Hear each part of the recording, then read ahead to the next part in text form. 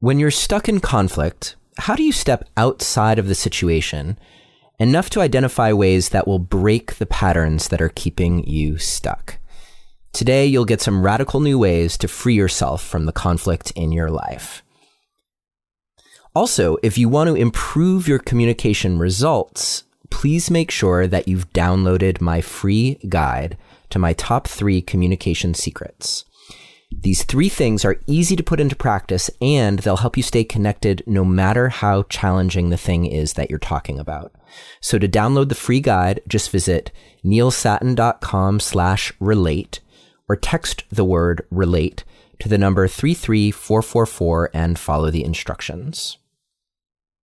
If you're interested in taking your communication prowess to an even deeper level, then consider grabbing my full Secrets of Relationship Communication course.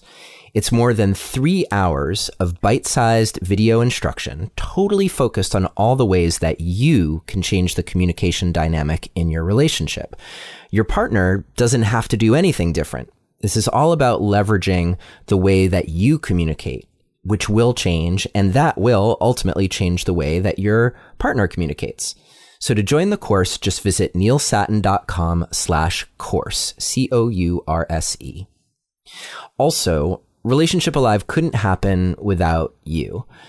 Not only being here listening, but I wanted to take a quick moment to also thank some of the lovely listeners who have made a donation to support the podcast and our mission. So, Valerie, Kirti, Cynthia, Julie, Maribeth, Kent, Laura, Sarah, Dave, Michael, and Sabrina, thank you all so much for your generous and, in many cases, ongoing support. And if you are finding the show to be helpful for you or someone you care about, just visit neilsattin.com/support to contribute as well. You can choose whatever amount feels right to you, and every little bit counts. So thank you so much for your support. And lastly, if you're looking for a community of people who listen to the show, consider joining the Relationship Alive community on Facebook. We're there to create a safe space to support each other in conversations about our relationships. Okay, that's it. Let's get on with the show. Hello and welcome to another episode of Relationship Alive. This is your host, Neil Sattin. Now, I don't know about you, but I haven't managed to live a conflict-free life. In fact, it seems like it can be pretty easy to experience conflict with people in the world around us. And it comes up in our relationships, it comes up at work, it comes up with family, it comes up with your kids. And so I was tantalized when a former guest, Erica Fox, reached out to tell me about a colleague and friend of hers who had just come out with a new book called Optimal Outcomes: Free Yourself from Conflict at Work, at Home, and in Life. And I thought, conflict-free? That sounds pretty good. Because conflict adds a lot of stress. And you know, I went through a divorce about a year ago, and that process wasn't conflict-free. And my divorce before that wasn't conflict-free. And in fact, there are all kinds of opportunities to experience rocky relationships. And this is particularly vexing for me because I put so much energy into trying to get it right and trying to master communication skills and bring, openness and understanding to all of these conversations with people that not all the time. I mean, I don't want you to think that my life is just riddled with conflict, but occasionally, blow up in my face. So I'm excited to have today's guest here with us to talk about this process of totally reframing the way that you see conflict, how you handle conflict, and how to escape from those perpetual conflicts that seem to be unresolvable. We'll see how we can go from unresolvable to conflict-free in today's episode. Our guest name is Dr. Jennifer Goldman-Wetzler. She's the author of Optimal Outcomes, as I just mentioned, and she is also the founder and CEO of Alignment Strategies Group, which is a organization that is focused on creating health in other organizations and corporations. And on top of that, she teaches a popular course on conflict resolution at Columbia University. So let's dive right in. Before we do, if you want a transcript of today's episode, just visit neilsattin.com/optimal. Or as always, you can text the word passion to the number 33444 and follow the instructions. Okay, that's it. Jen Goldman-Wetzler, such a pleasure to have you here with us today on Relationship Alive. It's great to be with you today, Neil. Let's just dive in with, I'm curious to know how would you define the way that you look at conflict? How is that different from like typical conflict resolution? Why is this not your grandmother's conflict resolution, or maybe your Harvard business, Harvard negotiation program's conflict resolution? Right. It definitely isn't. It is built on that, though.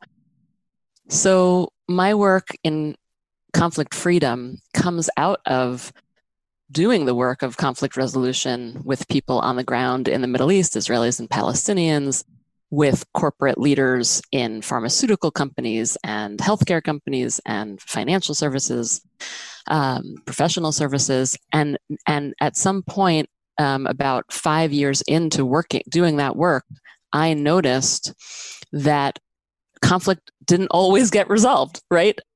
The methods that we've been teaching for the last 40 years around resolving conflict work well in many situations, but in some situations, they just don't work. And when I came to that realization, I realized I wanted to dig in and try to understand why not. And most importantly, what could we do to free ourselves from those conflict loops, those situations that just seem to go around and around and around and never get resolved, no matter what we do, no matter how well we apply the most, latest conflict resolution methodology. And so it took me about 13 years to get this book written. And it's based on 5 years of deep research in the realm of emotions like humiliation and conflict. So the main difference really is when you find that you are stuck on what I call this conflict loop, where you're just going around and around in circles with someone and not getting anywhere, stop trying to resolve conflict and ask yourself, what could I do that would be different from what I've been doing before? And we can talk a lot more about how to identify what you have been doing and then how to figure out what else you could do instead. But the main key is take pattern breaking action, break that pattern that you've been stuck in with someone else and do something different. Yeah. And you don't need anyone else's cooperation to do that. Right. I mean, not initially anyway. And I think that is one of the biggest challenges, right, is to kind of step outside of the water that you're swimming in to get a sense of what, at a higher level, what patterns are repeating themselves. Because I think it's easy to just say, well, I keep going around with my ex-wife about the schedule with the kids. We just go around and around and around. But that doesn't really get you anywhere versus stepping back. And I'm wondering if you can highlight some of the typical patterns that people find themselves in. Yes. Yeah. There are 4 typical patterns that I identify. One of them is that we blame other people. Another one is that we avoid other people. A third is that for some of us, we blame ourselves habitually. And then the fourth is kind of counterintuitive, but it's that some of us relentlessly seek to collaborate with other people, even when those very people have demonstrated that they are unwilling to collaborate or cooperate with us. So I call these the 4 conflict habits, and they're default ways of operating that we tend to get stuck in. So if we're blaming someone else and they don't respond the way that we want, we'll just blame them more strongly and more and more and more, and then wonder, why is this not working? So the key is to notice what your conflict habit is and then do something else instead. Yeah, and the relentlessly collaborative one, we corresponded a little bit about that one. That, for one thing, totally surprised me, and that was where I placed myself. I was like, oh yeah, that's me all the time. Like, no matter what I'm hearing from the other person, I'm convinced that there's some way to figure this out. And I wonder, I don't know this for sure, because I often can also find myself in some of those other patterns. You know, I can blame, I can feel like there's something wrong with me. I don't often shut down. But I have a feeling that a lot of people who are listening to us today, that they may even identify with the relentlessly collaborative, because they're here listening to the podcast. And I think that's often the case. I hear from people saying, I'm listening to your show, I'm getting all these great ideas, and sometimes, oh my gosh, you know, thank you for the one thing that saved my marriage. Other times it's like nothing is working and I'm not really sure what to do next. So how would you identify whether you're truly being relentlessly collaborative,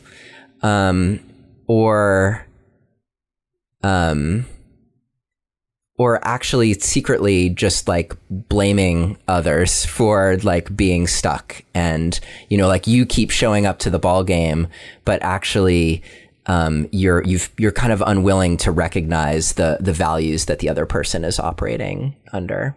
Does that make sense? Yeah.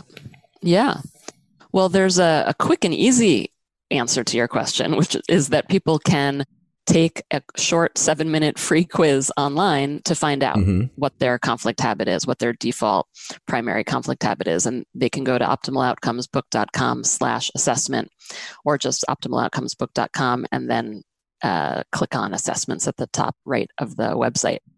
And you'll see 2 different assessments. One is about your emotion traps and the other is about your conflict habits. So you click on the conflict habits one, and that will help you. And, you know, either way, whether you take the assessment or you do some soul searching and try to identify it by reading the book and then asking yourself, you know, which one of these is mine? This takes some soul searching, right? It takes some looking inside of yourself and asking yourself to be honest with yourself. Yeah. So I'm not suggesting that it's easy for us to necessarily always be honest with ourselves, but when we are, then my experience is that we have a pretty good hit rate, right? When you actually are willing to stop, take a pause, take a deep breath, and ask yourself, when I'm really honest with myself, how do I tend to respond? And you can even just keep one particular relationship in mind, because it is true, and I say this in the book, that our behavior can change depending on the context that we're in. So while we may have one primary conflict habit, you know, it may be true that at work we're less likely to blame people or more likely to blame people, versus at home we might be more or less likely to collaborate, etc.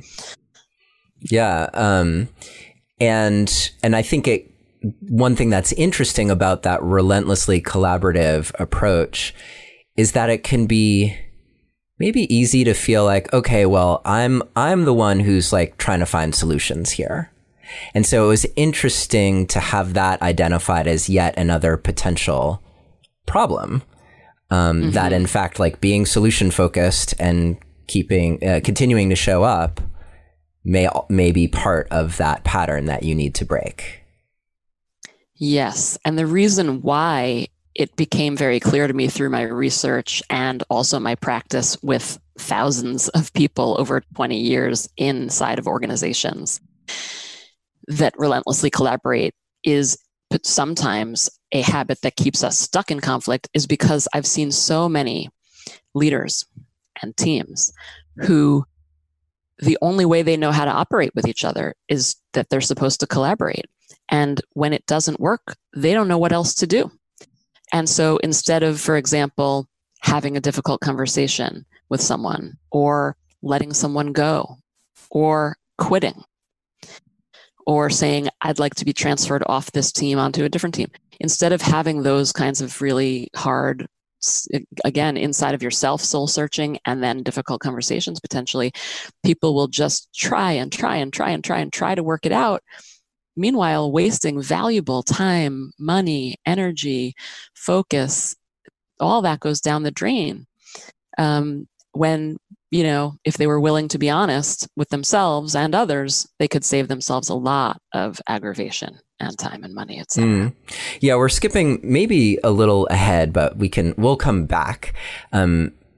Because this gets to something that you talk about as you're envisioning your ideal future, and also trying to figure out what your optimal outcome would be. And we can talk a little bit about how those two things are different. You talk about the walkaway alternative and the ways that the walkaway alternative can keep us paralyzed. So would it be all right to jump there for a moment? Because I think it speaks directly to these relentless collaborators. Yes. About how they in particular can at least frame what they might be missing about whatever situation they find themselves in. Yes. So something I hit on in doing this work and teaching this work over 10 years at Columbia in particular is that there are ways that we tend to fantasize about our alternatives that can really get in our way and keep us stuck in conflict. So one thing that we tend to do is that we fantasize about the possibility of walking away from a relationship when walking away would cost us so much in our own lives that it seems impossible to do. And so, for example, if you take a mother and a daughter, a story running throughout the book is about me and my own mom. Mm-hmm. And there were moments in my relationship with my mom where I fantasized about just calling it quits and just saying, I can't do this anymore. I am not going to talk to my mom. And I imagine many listeners either themselves or know people who have, basically that happens. Cut off relationships. Totally. Yeah. Right. And there are plenty of situations where even as much as you might wish that you could cut off ties with a family member or a colleague or a friend, there are so many costs associated with doing so that if you really look carefully at those costs, the costs of walking away are too high. And so we stay stuck because we don't want to walk away because we don't want to pay those costs. And yet we're not figuring out clearly what we can do instead. And so we stay stuck in this no man's land of staying stuck in conflict that's, that can go on for days, months, weeks, years. Equally true is the opposite can happen, where we will convince ourselves that our alternatives are horrible and we'll stay stuck in a horrible relationship when actually the alternative or alternatives are not necessarily as bad as we thought.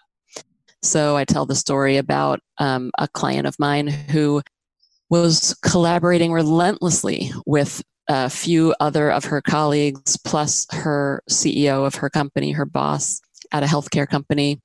And, it was years that they were trying to work things out and work on their relationships. And it was because she just thought, if I don't keep this position, I'm going to have to move my entire family across the coast, maybe to another country. I'm going to have to resettle my kids. I'm going to have to find new friends for them, find new doctors. And she had just convinced herself that the only way she could leave this position was to uproot her entire family. Right. And when she really thought about it and we worked on this together, she realized that this was a story she had been telling herself that was not necessarily true. And in fact, she did eventually leave that company and did not have to uproot her entire family and was able to go into, a slightly different way of working. She didn't end up at a large firm. She ended up working as a consultant. So, she had to reconceptualize what she was going to do with her career. But the alternatives were not what she thought, as horrible as she thought they were going to have to be. Yeah, I want to ask you just like kind of a quick woo-woo kind of question. Because I'm wondering, I noticed that as one is assessing these various options, you talk about essentially doing a cost benefit analysis. And I'm wondering if you have a way of doing that that helps people really quantify the cost and benefit. Because sometimes, if you're just looking at your pros and cons list, you're like, oh, well, I got 2 on this side and 2 on that side, and same for the other one. And so I'm just as stuck as I was before. So is there a way that you, when you're working with people, you really help them get at like, no, this cost, this might just be a line item in your costs list, but it actually kind of sinks the ship because it's that dire, or vice versa. This benefit way outweighs the cost of moving your family across the country and kids developing new relationships in school and all of that stuff. Yeah.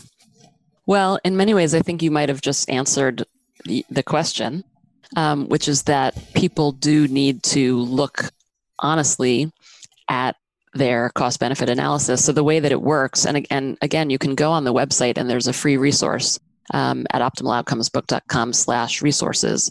And there's a whole PDF that will walk you through doing this practice, where you would be looking at 3 columns. One says, what could I walk away? What's my walk away alternative or alternatives? What would happen if I stay stuck in conflict? And what would happen if I go for my ideal future, what I've imagined the ideal future could look like? And I ask you to list your anticipated costs for doing each one of those 3 paths, and also the anticipated benefits of doing each one. First of all, just to back up, I will say my experience in using this practice with many, many people is it often is much clearer than what you described. So just in terms of the lengths of the lists, and that is one metric you can use. So if you have a very long cost list in your alternative column, and it's just a shorter cost list in your ideal future column, I think that's a pretty good indicator, right? If you have got like 7 bullets on one side of the page and only 2 on the other, it's clearer. But I think you're asking the question, what if you have only, what if you have equivalent numbers of bullets under each of these 3 columns? Then I think it does require you being honest with yourself. And you could even, you could use a point system. You could assign, what depth of severity of cost would I give this on a scale of 1 to 5, and put a number against each one of your bullets, and then add up the numbers in each column and do it that way, if you wanted to get kind of more cerebral about it. But I think, again, I would use your gut to come up with those numbers. And it does come down to being honest with yourself. And the reason why I suggest people write these down is that we're often conducting this cost-benefit analysis in a more willy-nilly way inside of our own kind of minds and hearts. And so, very often seeing it written down in black and white on a page helps people come to terms with the reality of what it is that they're actually facing and the choice that they've been making. Yeah. Often to stay stuck in conflict. Yeah. And the cost they're paying there. I appreciate that you're mentioning that, because that's something that's actually come up on the show a couple times. David Burns likes to talk about that, actually, in particular, that sometimes people choose to stay in conflict and they don't necessarily realizing they're making that choice. But I appreciate how that's one of the columns in that process that you identify, so that people can really get like, what am I getting? What is the benefit out of staying stuck in this situation, whatever it is? Yep.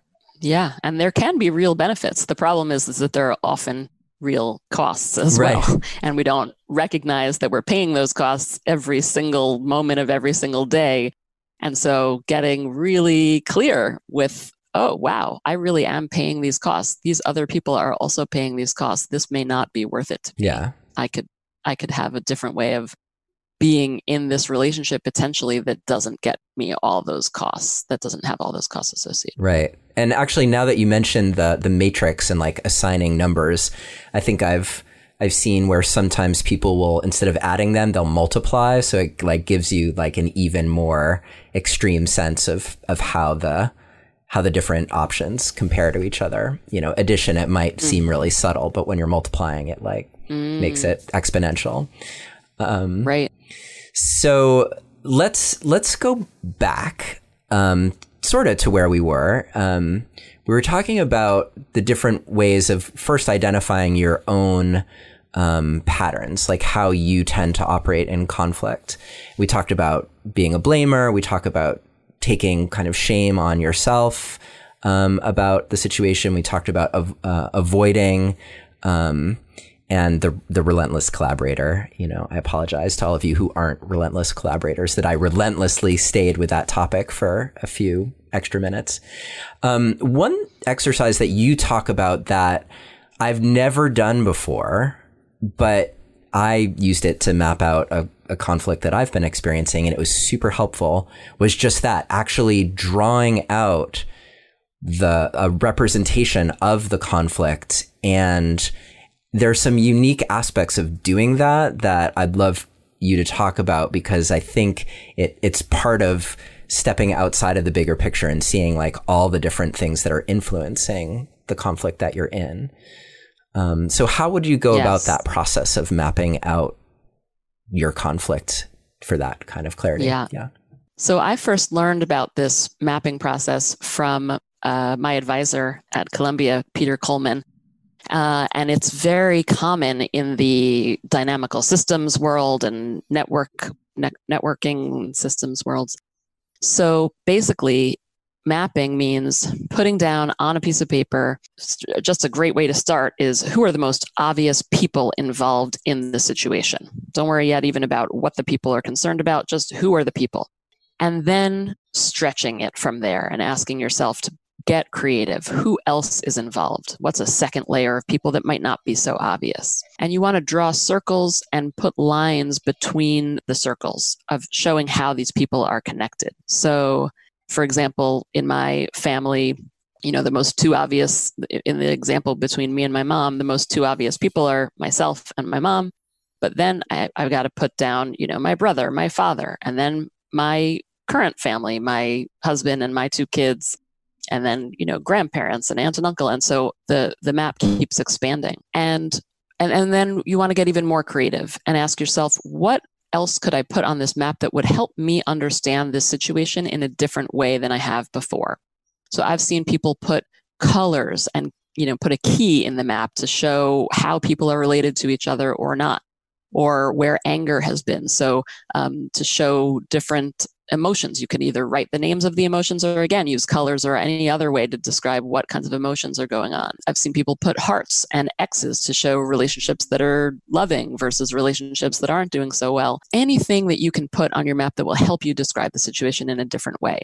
And then the final thing you want to do is take a step back and look at your map and see, what story does this tell, and how might that story be different from the story that you understood about the situation before you drew your map. And like you, Neil, just suggested, the map often can help us see pressures and influences on ourselves and also on others that we had never noticed before. So for example, in my map with me and my mom, I noticed for the first time when I did it that my mom's relationships with her mom, my grandmother, and my aunt were very, very strong. And they had passed away a number of years ago. And my mom was reaching out to me because she wanted to talk, because she had always talked to them. And I think she missed them. And it was only in my ability to see that her relationships with them were no longer present for her. And she wanted a relationship with me, and it was not going as the way that either one of us wanted. That gave me empathy for her. So mapping can really, some of the benefits of mapping are that it can give you empathy for yourself and also for others, and help you see the situation, see influences in the situation that you would just never be able to see without doing a practice like this. Yeah. And particularly, I think if you're stuck in maybe the other loops, the blaming, the shaming, or avoiding, that empathy is part of what helps free you from the pattern, like getting to actually understand what might be, or as best as you can, what might be going on for the other person. Yes. And I would venture to say that it's even true when you are if your conflict habit is relentlessly collaborate. Mapping can also give you empathy for other people in the sense that if you've been trying to collaborate with someone who either has been shutting down towards you, so just not cooperating back and kind of running away or being quiet and not working with you, or someone who's been blaming you back, mapping can, and one or two of the other practices can help with this too, but mapping can help you understand why they may be shutting down or why they may be blaming you back. Or why they may be stewing in their own self-blame rather than working with you.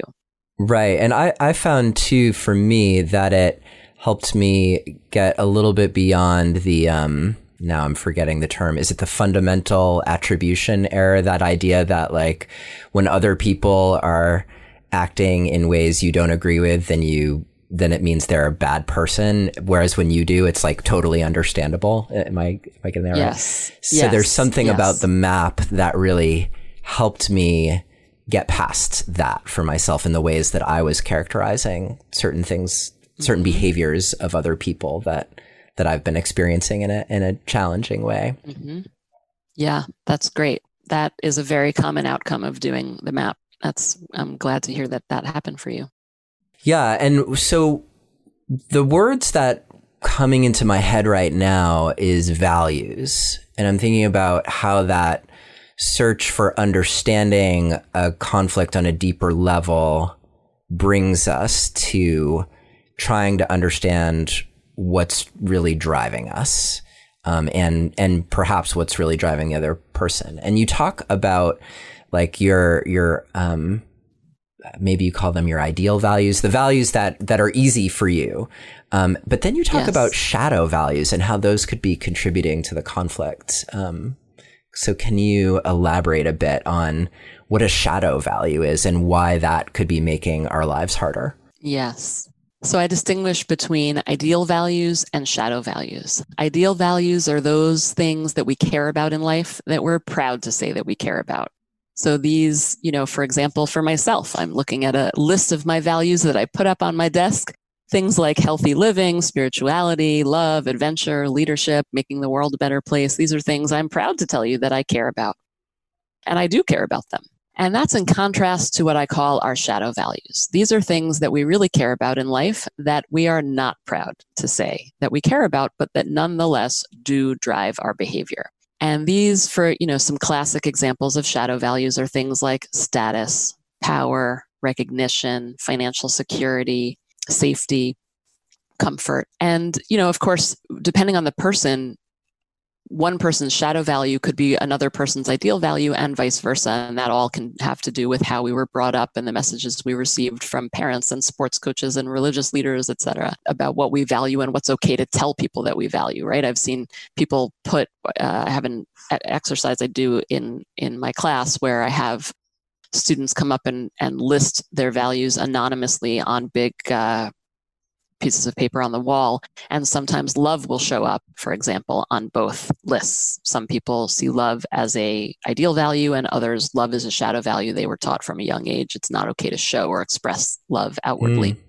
And so anyway, these are some examples of shadow values. And the problem with our shadow values is that because we push them down outside of our conscious awareness, they kind of ooze out anyway, and they tend to wreak havoc on our relationships with other people.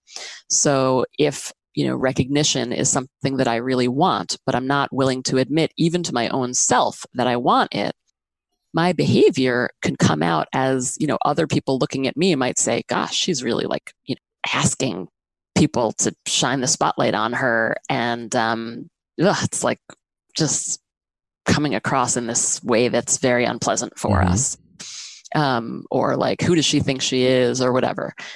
But if I can own the fact that I really do care about recognition, then I have a chance to work with it and honor it and acknowledge that I do care about it. And maybe I could ask my boss, to recognize me for my, I could say something like, hey, I really worked hard on this.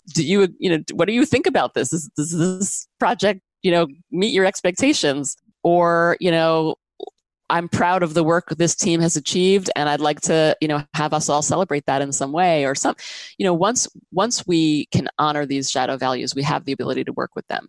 And the kind of, I think, really cool part of shadow values is that we can sometimes recognize them in other people, and we don't necessarily need to have a conversation with other people about their shadow values. But once we suspect that someone else might have a shadow value, let's say we suspect someone else might really want to be recognized, but they have trouble admitting that to themselves or to others, you could actually give that person a gift by recognizing them in some way and see if that helps. Or you might decide, you know what, they may want to be recognized, but for whatever reason, that's not okay with me. I don't want to recognize them, but I can acknowledge that that may be what they want. They're having trouble saying that, and let me work with that. How could I honor that, even just in my own thoughts, and acknowledge that that's something that seems to be important to them? That can go a long way towards freeing us from situations that have held us captive for, in some situations for years. Yeah, Jen, we need to take a quick break to mention this week's sponsor. If you are looking for some extra support around the things that get in the way of your happiness or achieving your goals, one great way you can do that from the comfort of your own home or office or anywhere really is BetterHelp.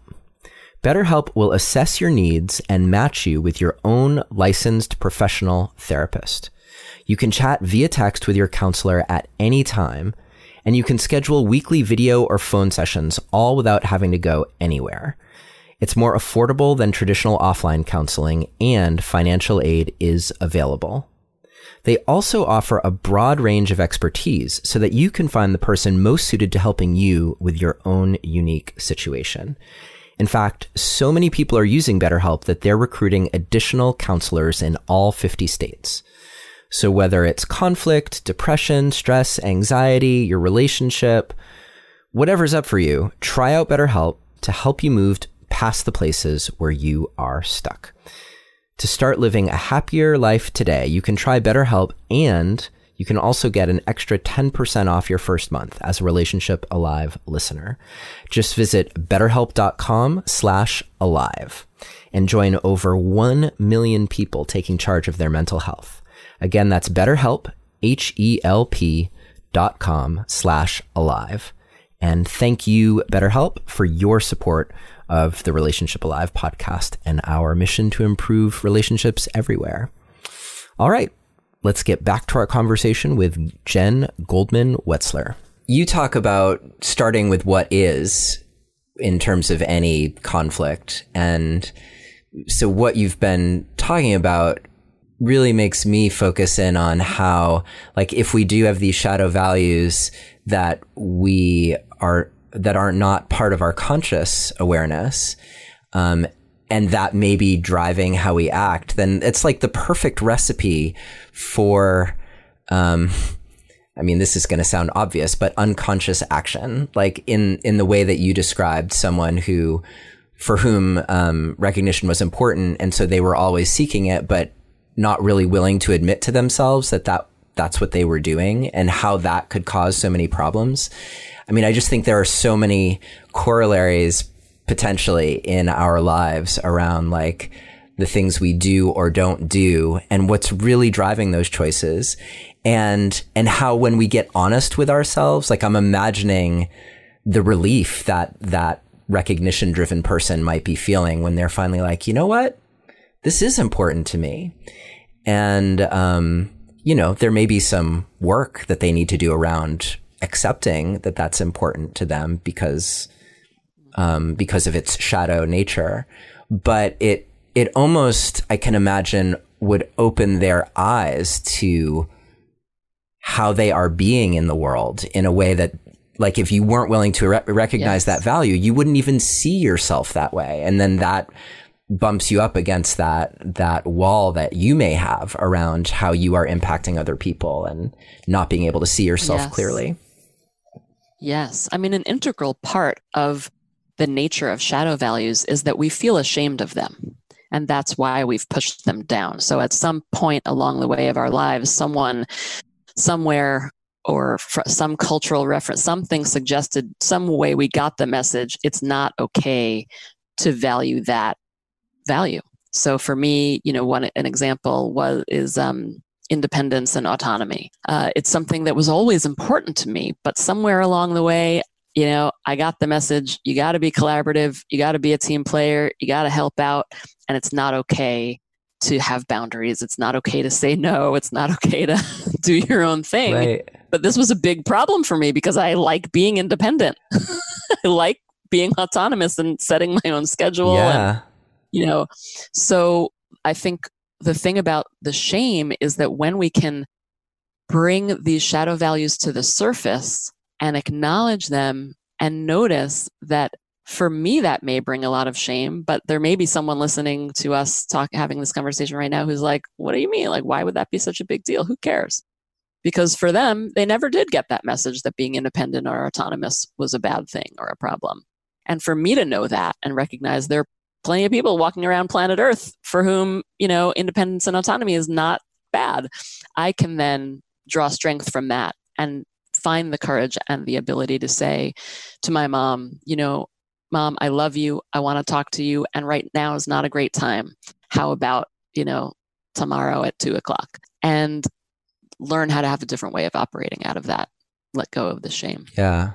And I think at the back of your book, you have a whole long list of values, and perhaps you even have one on your website as well. Yeah. One thing that I really appreciated about that is that they're all framed in a positive way. And that, for me, is perhaps one of the biggest challenges about identifying shadow values, is that my tendency would be to frame it as in a negative way. Like, someone who sees autonomy, like it's not okay to be autonomous. They wouldn't, like, if they were just mentally going through, like, what could my shadow values be? I don't think they would hit upon the value of autonomy. They'd probably call it something like, isolation, or, think of something that, or selfish. Yeah, exactly. Yeah. Well, that is one way that I write about in the book as well, about how to identify what your or someone else's shadow value might be. So if you've been pointing your finger at someone else and saying, she's greedy, like one of my clients that in the book does, my question for you is, well, what could be behind greedy for someone else? So, what's the positive spin that they would say, or that they may have trouble even noticing for themselves? But what could be behind someone seeming to be greedy could be wanting financial stability, but they can't admit it. So it comes out, it oozes out in these unhelpful ways that look greedy. And so there's a whole list of those in the book about how to turn those around for yourself and as you look at other people's behavior as well. Right. I'm thinking that it would be funny and maybe useful to have a corresponding list that lists all the values in with negative words, so that you could be like, oh yeah, that's a word I use a lot to describe that person, and like that could help you do that turnaround. Well, it is. I mean, let me see if I can find it. That list is in this book. Did I miss it? Maybe I did. Here we go. It's page 105. So if you're interpreting their behavior as greedy or overly generous, it may be that they have a shadow value of financial security. Oh, right. Yeah. Or if you're saying this person is so passive aggressive, it could be their shadow value is competition. They really care about competition, but they're not willing to admit that they do. So it comes out in this passive aggressive way, or it comes out as they seem to be aloof. Someone who's excessively authoritative, maybe that they have a shadow value of authority, but they can't admit it. And so it just comes out in this exaggerated way. Or someone who seems weak might have a shadow value of authority, that they want to uphold their own authority, but they've been told that's not okay. So they hold it back. Or even someone who's overly controlling might have a shadow value of love. They want to be loving, and it comes out in this controlling way because it's not okay with them to show their love in a more appropriate way. So the list goes on. Yeah. Well, I'm glad to see it's such a good idea that you already included it in your book. I'm glad I could remember that I wrote it down. Yeah, totally. I mean, I can't tell you, there have been several times where I've mentioned something in someone's book to them and they've been like, I wrote that? Wow, that's pretty good. Yeah. So, well, maybe one could do like an even longer list, because that's, 8 or so long, and you could, your master values list is has lots to choose from. You probably have 50 or 60 values there. So yeah. Anyway, I appreciate that creates this whole different way of trying to get related to yourself, to the other person. And this is all about ways of breaking yourself loose from your habitual ways of engaging in conflict, either in general or in a particular situation. Because as you mentioned, the particular situation could sort of frame what you're doing, and that could change based on who you're in conflict with. So I like that as a way of helping kind of shake things loose a little bit. But we come to that question of how hard it is to identify something different. And I've heard people like jokingly say like, well, you seem so different. What's changed in your life? And people are like, well, when it comes time to make a choice, I just do the opposite of what I would have done in the past. So I suppose that's one way, but I'm wondering if you can talk a little bit about, as you try to really stretch yourself outside of like, okay, this is what I would typically do. How do you find those options that you may do instead, since they're obviously not naturally part of your repertoire? Yeah. Well, the first thing is to remind yourself that whatever you have been doing is the only thing that you do not want to do. But almost anything else, as long as you perceive it to be a constructive thing to do, anything else is fair game. So that really leaves a lot of opportunity because there's only one thing that you don't want to be doing. The way that I conceptualize this is that I call this pattern breaking action. And so just to be clear about, well, what does it mean to break a pattern? So you first have to know, well, what is the pattern? So I define the pattern as whatever your conflict habit is and whatever you think the other person or people in the situation's conflict habit is. It's the two habits or the multiple habits that interact with each other is the pattern. So if it's, my conflict habit tends to be blame and my mom's also is blame, then we're in a blame pattern. Or like one of my students, her conflict habit was shame, and her aunt was blame. So they were in a blame shame pattern where the aunt would just blame her for everything and she would just stew in her own self-blame or shame. So you want to identify the pattern and then ask yourself, what could I do that would break this pattern? Which means you're doing something different. So what is pattern breaking action? There are a few components to it. Number one, I suggest doing something simple because the situation is already typically pretty complex when you're in a long-standing recurring conflict. So you don't want to add more complexity on top of that. You want to keep your actions simple. You also want to think about what would be action that would be surprisingly different. And that's where what you said comes in of people saying, let me just try the opposite of what, and that can be an interesting way to think about it. Ask yourself, what would be the opposite? I wouldn't necessarily always go there because sometimes the opposite is also not going to be constructive. Like if you've been blaming someone, then the opposite might be, you might say to yourself, oh, the opposite of blaming could be to, blame myself or to shut down. And I wouldn't want to see you do either one of those things necessarily either. But you want to think about what would surprise even myself here, but particularly what would surprise anyone looking at this situation or what might surprise the other person. So one, I think, constructive example of a surprising action to take, especially if you've been either blaming yourself or blaming someone else, or shutting down, could be to apologize. That's a kind of classic to kind of start with an apology. But to think to yourself, what's something surprisingly different from what I've done before?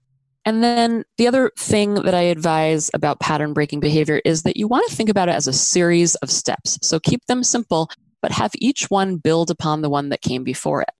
So it's like if you're deciding between, having a big family intervention with your brother who has a problem with alcohol versus asking your brother if he wants to get together for a cup of coffee, opt for the latter, get together for coffee, and then from there, build from there. So what would be the next step after coffee? Maybe we'll want to, have dinner with our spouses or just have dinner, and then build from there. And that's how I would conceive of a pattern breaking path. Is that helpful? Yeah, that's great. And I just want to mention too that As far as the writing in your book, I really enjoyed the anecdotes that you offered. You referred earlier to, I think, the greedy person. That made me think of the saga of Bob and Sally, and I definitely don't want to give away what happens, but it was nice. It was kind of like a narrative thing that kept me guessing, and you do talk about in the book someone whose brother who believes their brother is struggling with alcohol dependency, and her struggles to confront the brother, and how what she ends up doing is totally different than what she thought she was going to do to resolve that situation. Yes, exactly. That is the key, is when that's what we want to happen, is that if you're stuck and you've been kind of fantasizing about having this thing happen, or you're like relentlessly collaborating, hoping the other person's going to collaborate back and it's not working, to get you to a place where what you end up doing is completely, just totally different from what you thought, that's how you become free. Yeah. Can we talk a little bit about the envisioning your ideal outcome and how that's different than the optimal outcomes that your book is named after? Sure. Well, again, from so many years of practice with real people, what I discovered was so often people didn't really have a good sense of what they really want to happen. You know, they know what they don't want, which is to be stuck in this horrible situation with this other person or these other people. But they often, we have not spent the time to really ask ourselves, what do you want to have happen here? So that's the core question, but with a twist and a caveat, because if we do ask ourselves that question, we often are using our rational thinking brain to come up with options and ideas. And the problem is, if our rational thinking brain could have solved the problem, it probably would have done it a long time ago. Right. Yeah, right? Totally. So especially if we've been using the kind of, principled negotiation, getting to yes methodologies that so many of us have been trained in at this point after, 40 plus years of that work being around. So my advice is to put down the rational thinking brain for a moment and really engage our imaginations. And the best way that I know how to engage our imaginations is to use our 5 senses plus our emotions to do that. So to ask yourself, what would it look like in the future? What would it sound like in the future? What would it even smell or taste like? And I've had people say, I'm going to have a meal with this person and we're going to drink the wine and we're going to smell the smells of the food wafting out of the kitchen, and like really place yourself there using your 5 senses. And also emotionally, what will it feel like when we are in that ideal future state? But the thing is, we don't want to stop there. First of all, we want to get there and know what is my ideal future state. But we don't want to stop there, because if we do, we might be off in fantasy land, like what I was talking about earlier, where we're like fantasizing either about a alternative that's not possible, or we're fantasizing about an ideal future that's not possible, given the people, given ourselves, all of our own foibles, all of our own strengths and also limitations, and also all the strengths and limitations of the people that we're dealing with and the situation, the constraints of the situation. We want to become really clear on what are the reality of the situation and the people, including ourselves, that we're facing. So that's how I identify actually what is an optimal outcome. It's both takes into account what is my ideal future that I can imagine, and also what is the reality that I'm dealing with. And when we have a sense of those two, that's how we identify what is a potential optimal outcome. Yeah, it's like adding to the costs and the benefits, adding that feasibility, like how realistic is this? I'm curious to know how you, because it seems like, especially if you're stuck in conflict for a long time, you might be kind of pessimistic about the feasibility of particular outcomes. Do you have any helpful hints on how to identify if you're stuck in cynicism, or the converse might be true, right? Where you're just like, you have this pie in the sky view of what's possible. I think that strikes at the relentless collaborator who's just like, no, like I know that we can reach this win-win thing, and it maybe isn't. So yeah, on either end of that, do you have a sense of how to find your way to reality? Yeah, it might help to ground my answer in an example. And I wonder if you have an example that you would like to bring that we could use. When I divorced my first ex-wife, so the mother of my children, I had this vision of just how great that could be. Not the divorce part, but the part where I felt like, we're really holding each other back in these key ways. And if we just gave each other some freedom to be, we will thrive as individuals, and we will be able to stay connected in a way that allows our children to experience, to still experience like fondness and care between their parents, even though they chose to go their separate ways. And as much as I would like that to be the case, it hasn't quite gone that way. And so in my cynical times, I might say, you know what? It's just like, I don't see that ever being possible. The relentless collaborator in me. I've tried and tried and tried. I've tried this. I've tried that. I did have an interesting moment where I realized one thing that I had tried was a total violation of their boundaries that I thought was like totally fine. So I had that experience of like, oh, I was trying something that I thought was good, and they actually experienced it in a very negative way. So that shows me that I don't necessarily have all the reality in my scope of view. But in a cynical moment, I would just say, you know what, like I got to really start looking at those walkaway alternatives in this particular context, because I just don't think it's possible. But that could just be that I've been stuck in the pattern and haven't figured out my radically different, surprising way of addressing it. Or it could be that my like pie in the sky vision of us being able to sit around the table for a meal and laugh with each other and for the kids to experience what that's like, that's also unrealistic and unfeasible, as simple as that seems to me to achieve. Yeah. Yeah. And it may be that that's not realistic yet or for right now.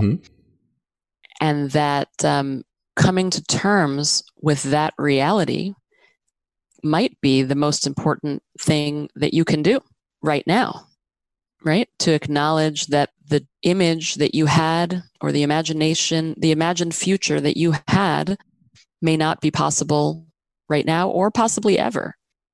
And if that's the case, that's actually not your optimal outcome, because it doesn't match the reality of the people you're dealing with. So then the question becomes, well, what could match the reality of who I'm dealing with, while also holding open the possibility that one day maybe we could get there. But for today, what's like a small baby step potentially, maybe. Yeah. Even in that direction. Yeah. Yeah, I see how that's different. It's saying, okay, the reality is this is a situation where it's possible that my cynical, this will never happen, is not true. It's also possible that my kumbaya vision is not true. So given what is true right now, what's a small step towards what I would still like to believe is possible? Yeah, like what's not staying stuck in the yucky conflict space, and what's also not what's taking into account that maybe this is not your vision of the kumbaya, is not what they want. Right. And if that's true, how can you acknowledge the truth of that for them right now, and also not stay stuck in the place that you don't want to be stuck in? Right. Right. What's the small step? What's the simple, surprisingly different thing that you could do? I mean, let me ask you, what would be surprisingly different from what you've done before? If before, I'm assuming, let's say you reach out and you say you want to have dinner together. Yeah, well, I've stopped doing all anything like that for sure. So, Okay. Yeah, I'd have to give some thought to it. I mean, one thing that occurs to me I think I would really have to sit with it, but like, even like, I'm at a point where I feel like I don't even do simple gestures, like sending a card on a special occasion or that sort of thing. You know, it was the kind of thing that I used to do, but then I just felt like, you know, why, you know, every acknowledgement that I would send, it would never be met. And so then I was like, well, why do I continue to do this? You know, is this me just like relentlessly collaborating? So I don't know. I might take it even a step further back. And for me, it might be doing my best to really acknowledge their reality. In fact, what if their reality is that they just want to be as separate as possible? And then how could I honor that? Even, and how do I confront that for myself? Because just saying that brings so much sadness for me. You know, sadness, just kind of feeling the loss. Like, it's not that I actually necessarily, that's so interesting. It's not that, that there's something really about them. Okay, so this is going to sound, all right, here's my unvarnished truth. I'm not sure that I really want them in my life. Isn't that interesting? I mean, at least in the way that I've been experiencing them. It's more like what I envision as possible, like what I want for my kids, what I want them to experience and them to feel. And, but there is a gap for sure between getting to a place where it would feel comfortable around the dinner table and even acknowledging like, oh, yeah, I would want to do that. And I would want to do that maybe even for me, not just for them. And what would it take for me to get there? I don't know. That may not be possible for me, or it may be like, oh yeah, it would just require these few things and that would be possible. And it still may be something that they would never want themselves. So, Well, I want to back you up for a minute because you said something really important about acknowledging your own sadness that led you to then realize, hey, maybe that's not even something that I want necessarily to reach out and be in a relationship in the way that I thought I did. But, you know, a great first step in breaking the pattern can be, it felt to me like there was this light bulb that went off for you, that there was just like an aha moment before of, whoa, you know, this makes me feel sad.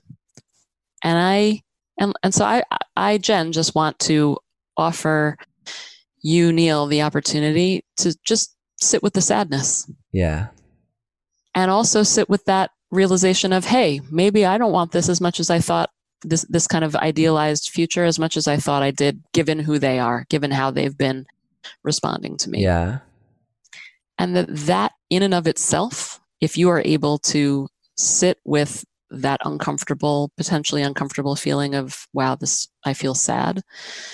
And also that, whoa, maybe I don't want it as much as I thought I did. To me, those are great pattern breaking actions. And they don't have anything to do with anyone else except yourself. Yeah.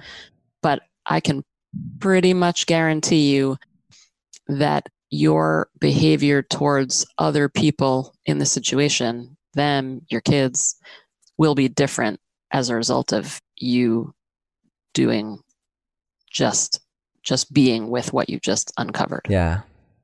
Yeah, that feels really powerful. And on a larger level, it gets me thinking about the relentless collaborator and how, you know, at least part of that has got to be a moving away from like wanting to escape the sadness, the loss, the pain of things not working out. Yes, I would agree with that. Yeah. Right. And I do want to point out for everyone's learning as well that my most highly recommended first step on any pattern breaking path is what we just talked about and what you just kind of naturally did for yourself, which is to stay with yourself and be with yourself, even if that just means take a pause for 3 minutes once a day and just breathe and just, you know, you can think about the situation or ask yourself questions based on the practices in the optimal outcomes method about the situation, if that's helpful to you, but to just be with yourself. And often the most simple step is to just be with whatever feelings you're experiencing. I mean, it's simple, and it's also can be incredibly difficult, as you've alluded to, right? Yeah. And can also produce incredible, huge breakthroughs in situations that seemed impossible. Well, we'll have to do a follow-up maybe on what happens next after I sit with this sadness. But I just want to say I appreciate your willingness to just kind of go there with me, and you as well. Yeah, that was helpful. It's always helpful to make it less theoretical and more real. Yeah, for sure. And I also do want to point out that the patience to be able to not know what the final outcome is going to be, I think is also a key part of designing a pattern breaking path, a key part of actually achieving an optimal outcome in the end, right? The ability to today say, I'm going to sit with my sadness. I'm going to be with my feelings.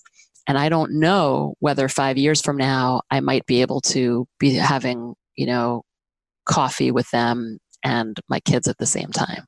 But for today, this is the step that I'm in. That, it takes a tremendous amount of courage and patience and love of self, I think, and love of others.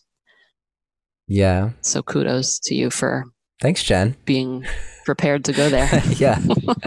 I do a lot of dwelling in the unknown these days, although I guess yes. Many of us are in that boat for sure. Exactly. It is a good skill to have these days. Well, Jen Goldman-Wetzler, thank you so much for being here with us today.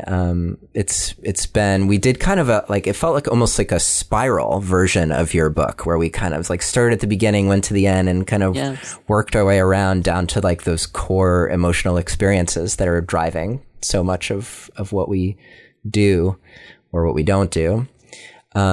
So yes. I appreciate your being here. Your book, Optimal Outcomes, is available.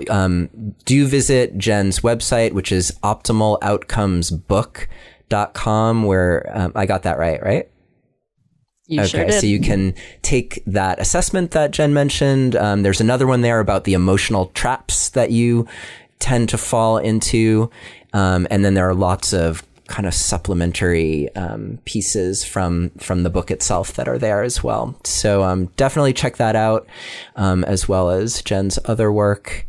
And Jen, I just want to say thanks for being here with me today and for going there with me. Right back at you, Neil. Thank you so much for bringing yourself to the work, as I know you always do. It is a total pleasure to be in conversation with you, and I hope it's helpful for your listeners. I have a feeling it will be. Thank you for listening to another episode of Relationship Alive. If you like what you've heard and want to make it easier for other people to find out about us, please take a moment to subscribe to our podcast and to rate and review us on iTunes. If you have questions or comments or want to continue the conversation, you can always join our Relationship Alive community Facebook group. And for more information about today's episode, visit us online at neilsattin.com/podcast. Or you can always text the word PASSION, PASSION, to the number 33444 for more information. Finally, do you have a burning question that you're hoping we can have answered here on Relationship Alive, either for a future or past guest? Let me know and I'll see what I can do. Take care and see you next time.